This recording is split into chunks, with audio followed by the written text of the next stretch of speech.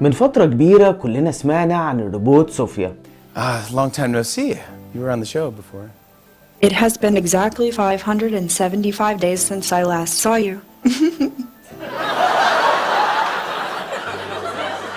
وكنا منبهرين وخايفين في نفس الوقت من فكرة التطور الرهيب اللي العالم وصل ليه. بس تعمل ايه لو عرفت ان في الوقت الحالي الذكاء الاصطناعي وصل لمرحلة ان بقى عندك روبوت زي صوفيا بس على تليفونك تتكلم معاه زي اي بني ادم بالظبط، يعني صديق في عالم افتراضي. الكلام ده عن طريق ابليكيشن اسمه ريبيليكا تشات وذ اول فريند. الابليكيشن ده عبارة عن تشات هيبدأ يتكلم معاك ويسألك اسئلة عادية خالص زي ايه افضل شهر في السنة بالنسبة لك مثلا، وكل ما تتكلم معاه هتلاقيه بيتفاعل معاك، وهتوصل لدرجة انك لو طلبت من صديقك الافتراضي ده انك تشوفه هيخليك تصور المكان اللي انت قاعد فيه ويظهر لك عن طريق شاشة التليفون. نفس فكرة لعبة بوكيمون اللي انتشرت من فترة. الموضوع خطير جدا لانك بتسمح لابليكيشن انه يوصل للكاميرا ويشوف كل حاجة حواليك وبتعملها والمعلوماتك الشخصية بكل سهولة. الموضوع مقلق حتى لشركة جوجل اللي موجود تصريحات لموظفين سابقين في الشركة بيقولوا ان جوجل شايفة ان الذكاء الاصطناعي هيسيطر على البشرية. وعلى نفس المنوال الويب سايت اللي بيطلق عليه روبوت المحادثة تشات جي بي تي، اللي بتدخل عليه وبتكتب اي حاجة بتفكر فيها